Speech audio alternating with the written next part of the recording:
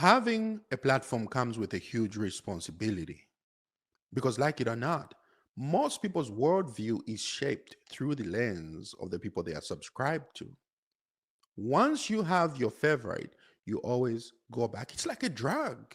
You have your content creator of choice, the one person that you just cannot live without listening to every single day.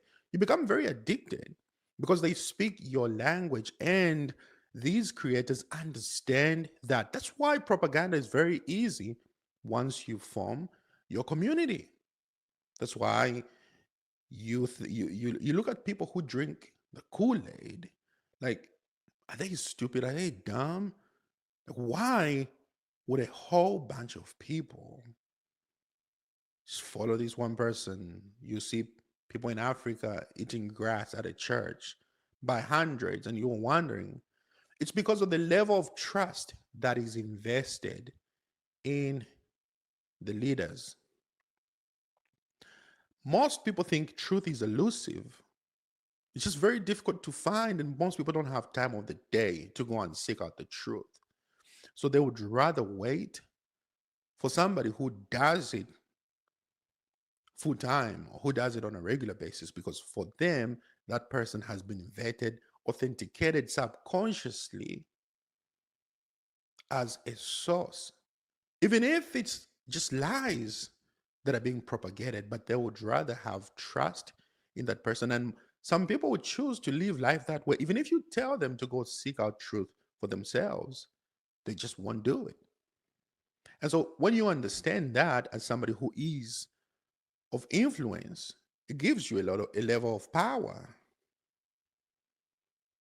And it is very sad for me to see people like Officer Tatum doing a reaction to Donald Trump's, I don't even know what you would call that, calling out Candace Owens, Tucker Carlson, Megyn Kelly, Alex Jones, low IQ individuals because they have left the MAGA movement pretty much, the woke MAGA Avengers, right? And simply because they have been very critical and not in agreement, but they were very instrumental in winning the election, in rooting for him. But by then, they were very smart individuals. But when you have people like Officer Tatum who refuse to apply just common sense, for anybody who can see, just common sense, because even I, before the elections, I was rooting for Trump, and the people around me, I made sure that I influenced them to vote for Trump because uh, he was more a person of reason compared to Kamala Harris. She was just a political plant. She didn't know what the heck was going on. And if you read in her book, you simply can tell that we made a right choice not voting for her. But then the person that we voted for seemingly has become a puppet for Bibi Netanyahu. And it's sad to see people like Officer Tatum looking the other way, just turning the other way and watch everything just fly by and go by. And you expect everybody to just be in support of Trump. So let me roll the clip because this is actually crazy to watch. Well, thank you, Grant, for doing that. Thank you. But, it is clear that Donald Trump is upset with these pundits. He went out on the attack of these pundits. It's interesting that the president of the United States would do this. I don't blame him because some of the things that they have said about Donald Trump has been so inflammatory and, in my opinion, unnecessary. So I don't blame him for saying, look, I'm going to go on the attack. You guys have said all these crazy things about me and I've been quiet. Some people criticize Trump saying that you're giving them more life than they would have if you hadn't said anything at all. But it just doesn't appear that Donald Trump want to play that game. But let me show you guys what these people have said about Trump. Just a quick, this is literally 1% of the things that they've said or the accusations they made against Trump and the administration. It's far worse than this. I'm talking 200,000 times worse. I'm just showing y'all one clip each. And this is why Donald Trump feels the way that he feels. And in your opinion, is it justified or not? All right, roll the clip. Who do you think you are? You're tweeting out the F word on Easter morning? You'll be living in hell. Just watch. Praise be to Allah. So obviously you're mocking the religion of Iran. Okay. If you seek a religious war, that's a good idea.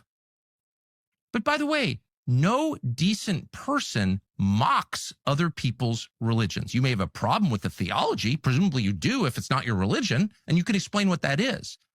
But to mock other people's faith is to mock the idea of faith itself. And we should never mock that, because at its core is the acknowledgement that we are not in charge of the universe. We did not build it.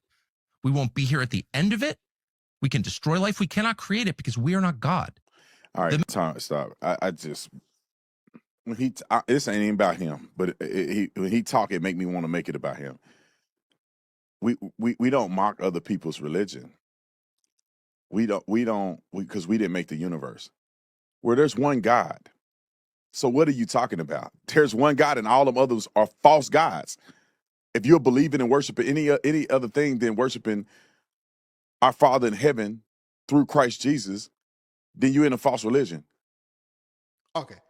So just to that point, if you can't see anything wrong with the president of the United States tweeting out the F word on Easter when it's supposed to be about our Father in heaven, about the one God that we worship, if you can't see anything wrong with that, this is exactly what I'm talking about. But you just want to ride with it.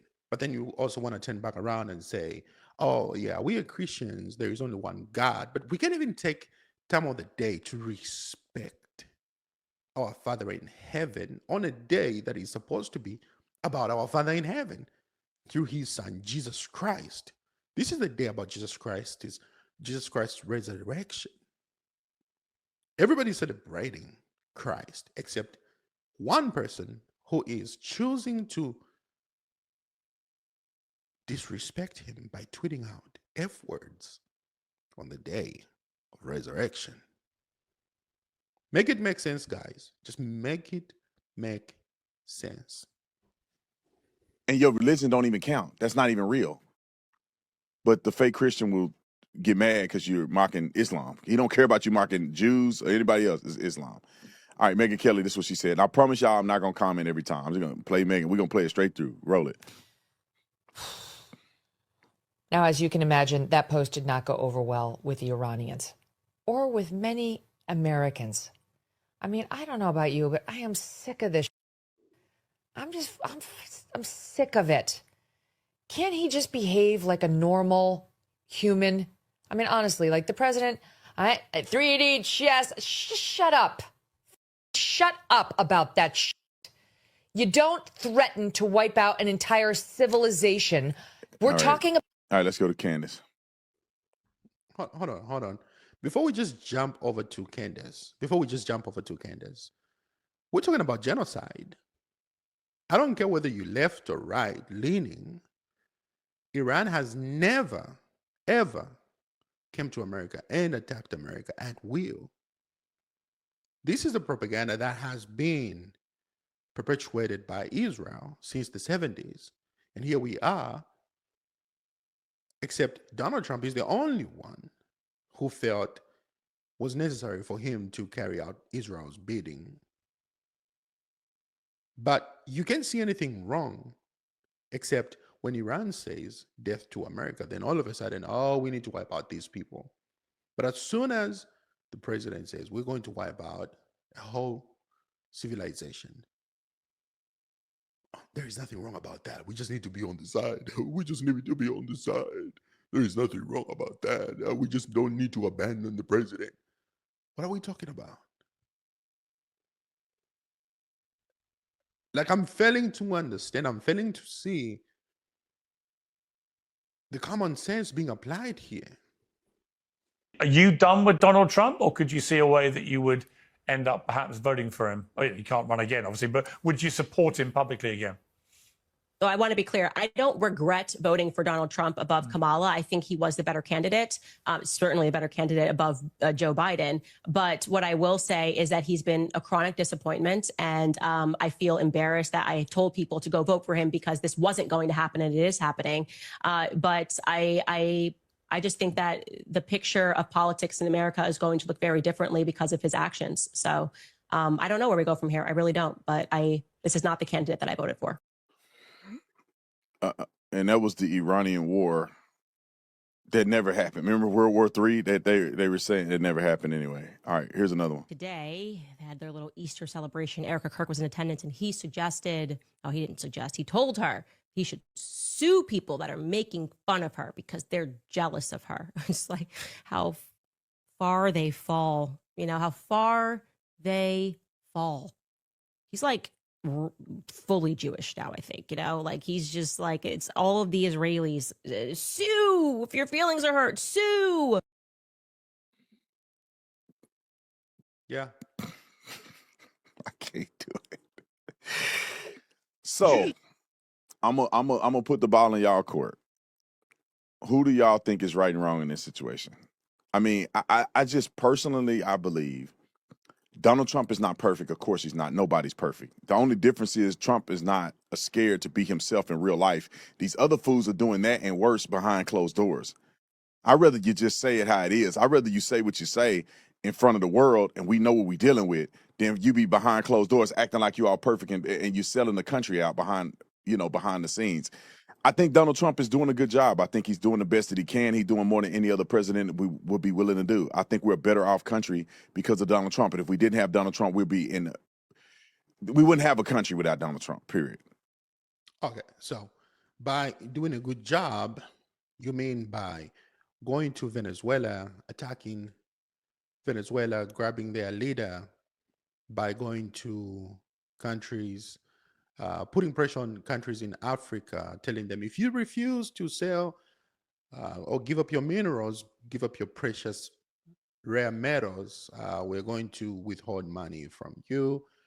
We're just going to destroy you guys by going to Iran and just saying, oh yeah, we need your oil, we need your uranium. If you don't comply, we're just going to destroy the whole civilization by taking money from people so that we can just give up Gaza and build up data centers, AI centers. I mean, this is a great job.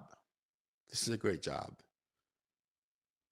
Where people messed up is taking money from campaigns, from billionaires, promising them a lot of things. And now you have to fulfill. That comes at a huge cost. This is not in favor of Americans. The regular American person on the ground is feeling the heat. All these taxes that we are applying on imports, we are putting all these tariffs. They get back on Americans. The gas is high right now. Americans have to pay. Everything coming in the country is high until, well, the Supreme Court had to roll that back because it was illegal for the president to do. But in Officer Tatum's world, according to his worldview, there's nothing wrong that he has seen. But the Supreme Court is saying, no, this is wrong. You just can't do that. But in Officer Tatum's worldview, everything is just nice and dandy. We just need to support Trump. We can wage war with anyone. We just need to support him. Nobody should desert him at all. We shouldn't be critical unless it's the Democrats. Then we can just rush over there and criticize them because they're just ultimately stupid any single day of the time. But anything that has to do with the right, oh, we just cheer on, rally on, hee-haw, Donkey Kong. Like, what are we doing? What are we doing? Oh, man. Begs the question, like, how much money are you taking? How much are you being given? What? Just because you found a spot, you found a place, you've built a community, you are scared of risking it all and losing it all? So you just keep riding for the man, riding for the man, right until the wheels fall off. Got it. Well, let me know what you guys think. I'll see you in the next video. Make sure that you subscribe and click on the notification bell so you know when I drop the next video. I will see you. I am Lukunga Mlenga.